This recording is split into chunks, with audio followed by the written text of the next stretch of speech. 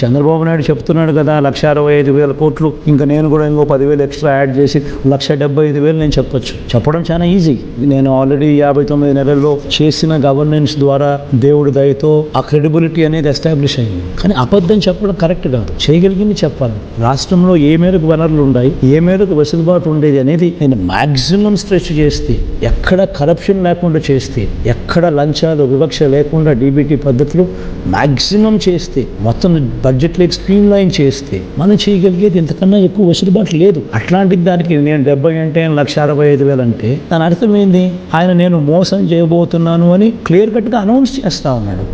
ఇంత దారుణంగా నేను మోసం చేయబోతున్నాను అని చెప్పి అనౌన్స్ చేస్తూ దాన్ని బుల్డోజ్ చేస్తూ తన అబద్ధాలు తన మోసాలతో ఈ దత్తపుత్రులు వీళ్ళంతా బుల్డోజ్ చేస్తూ చెప్పడమే ఒక ఆశ్చర్యం. అబద్ధం అని తెలుసు, మోసం అని తెలుసు, జరగదని తెలుసు.